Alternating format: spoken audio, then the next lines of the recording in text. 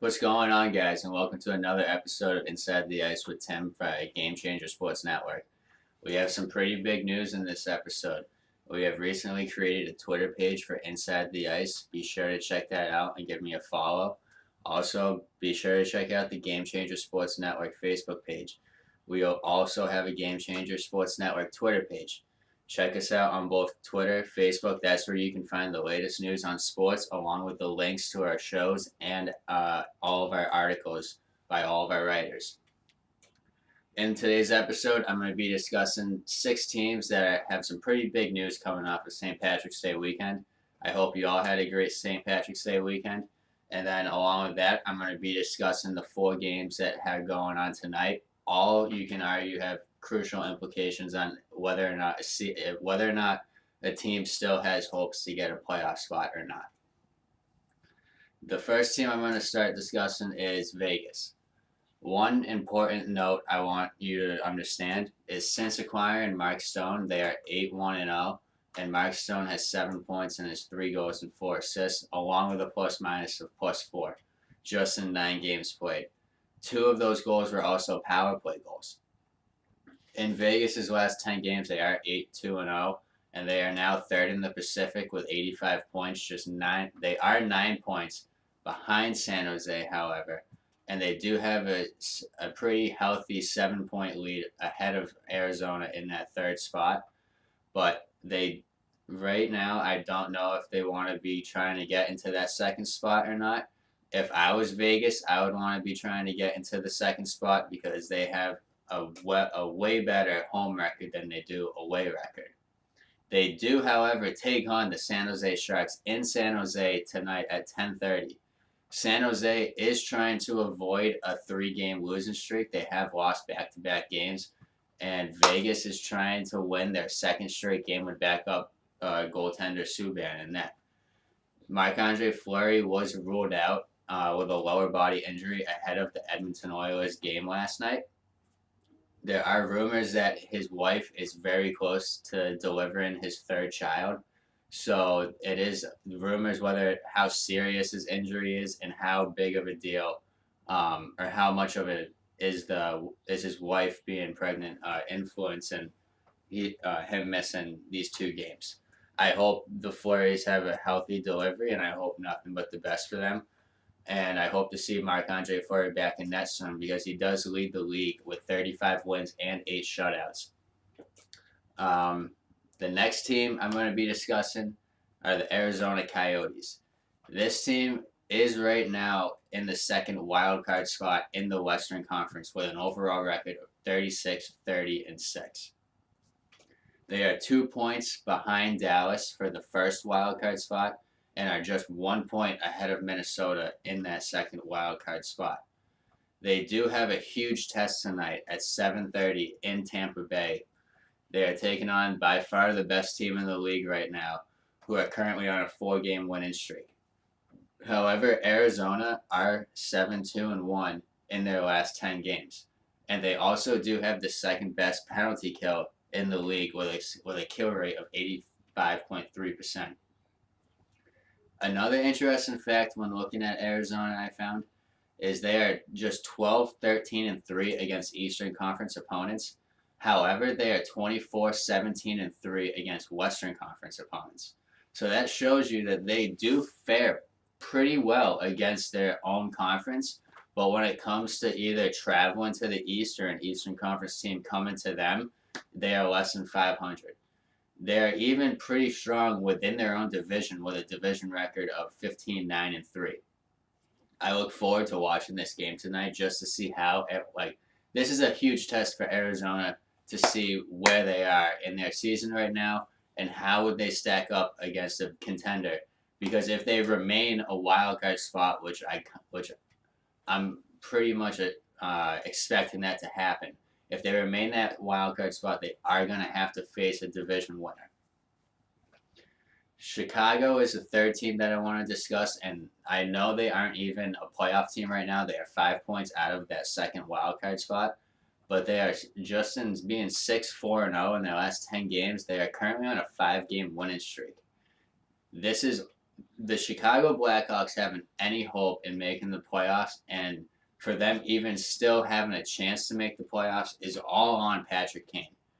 He leads the team with 99 points and his 41 goals and 58 assists. The next two guys behind him in points are DeBrincat and Taves with 71 points each. That's just like he has a 28-point gap between the next two guys leading the team.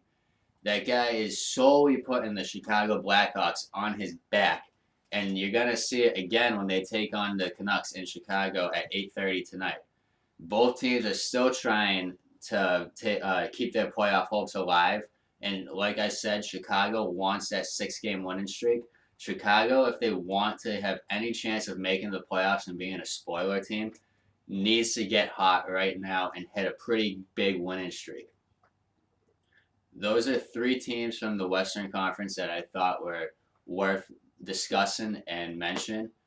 Another side note is, like I said, Malcolm Subban did step in for Marc-Andre Fleury last night, and they defeated the Oilers 6-3. I only caught the third period of that game, but Vegas just steamrolled the Oilers and just ran away with that game. It was 3-2 headed into the third, and they just popped 3 goals in on Edmonton. Edmonton got 1 goal, and the game was 6-3. But just in watching that third period, Vegas was by far the stronger team.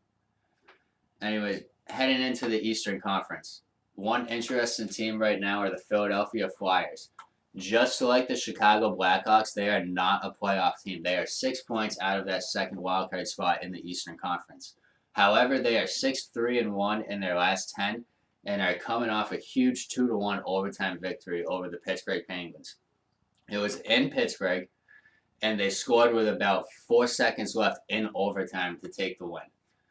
The Flyers, to me, if they can keep this little hot streak, I know they don't have a lot of wins in a row, but they are 6-3-1 in their last 10. If they can turn that into 8-2-0 and finish the season off like that, I feel they do have a chance in sneaking into that second wildcard spot, because they are just 3 points behind Montreal, who are 4-6-0 in their last 10 and are sitting on back-to-back losses, and are just 6 points behind Columbus, who is in that second wildcard spot, who are currently 5-4-1 and is coming off a 2-1 overtime loss to Boston.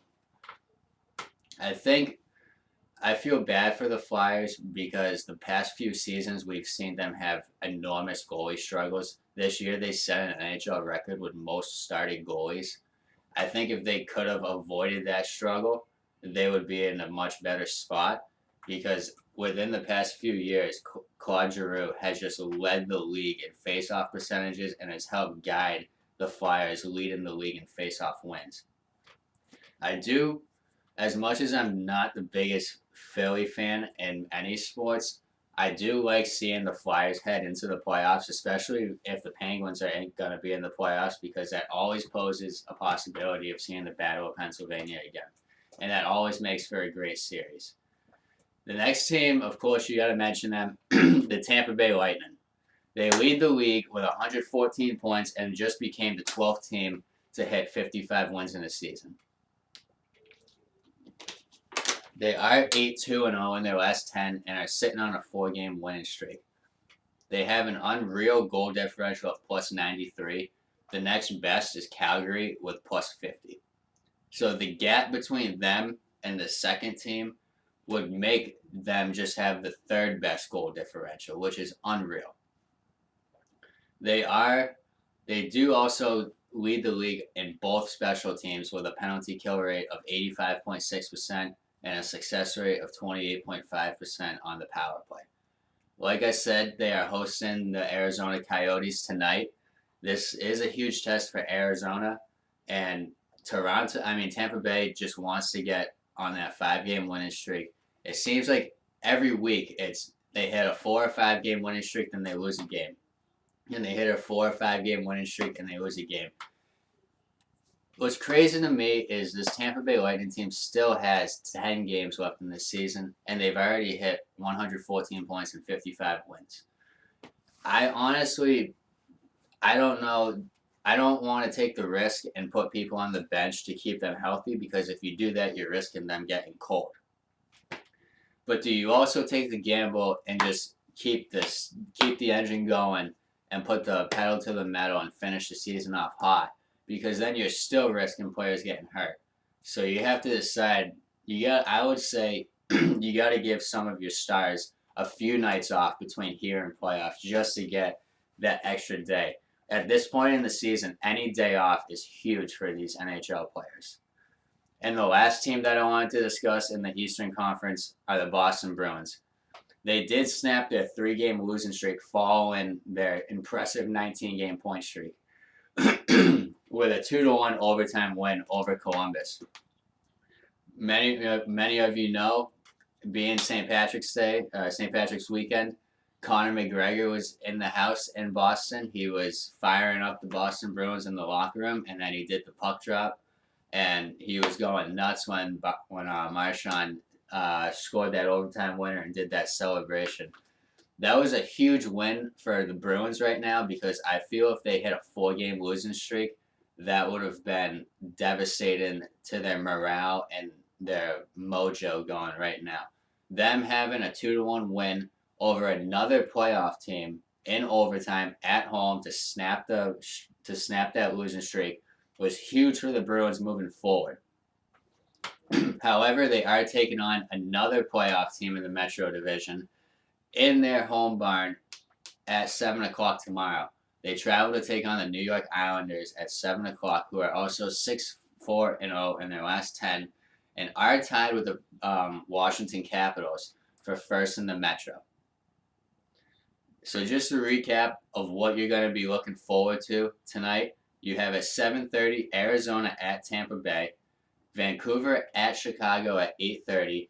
Both of those teams not in the playoffs right now, still have a slight chance if they pretty much win out the rest of their season or win the majority of their games. Winnipeg at LA at 10:30. Winnipeg is trying to stay in front of Nashville in the Central Division. In my opinion, Winnipeg and Nashville have both had slightly disappointing seasons. Are they in the top 2 spots in their division? Yes. Does that get you in the playoffs? Yes. Once you're in the playoffs, can anything happen? Yes. But I really expected Winnipeg and Nashville to be at the top of the league all year long and be fighting for that top Central spot. They are still fighting for that spot. They're within 1 point of each other with just 10 games remaining. However, I do believe that Winnipeg has at least a few game lead on them, meaning Nashville's season is going to end, and Winnipeg may have a game or 2 left to get some more points on Nashville. Los Angeles, they're done. They've been eliminated for a while. If I was a Kings fan, I would be saying pretty much just shoot for that draft lottery number and get a very good prospect in one of those first few picks this coming season. Vegas at San Jose also is at 10:30. Like I said, this is a huge Pacific Division matchup. San Jose is trying to avoid a 3-game losing streak, and Vegas is trying to get as many points as they can on San Jose, as they are 9 points behind San Jose for a second seed in the Pacific Division. Subban, can he get back-to-back wins as a backup? That would be huge for his confidence, huge for Vegas fans' confidence in him, and just in general, huge in the Vegas confidence and them being able to win a game at home against a team still trying to get into the playoffs 6-3, and then going the next night for a 10:30 game in San Jose against a top team in the league and beating them. That would be a huge boost for this Vegas team. So check out our next episode Wednesday. I'm going to be joined by my friend Kevin as we dissect my weekly power rankings. Like I said, check out my Twitter page at Inside the Ice, and also check out the Game Changers Twitter page and Facebook page, and post whatever you want. Share it, like us. I'll see you guys on Wednesday.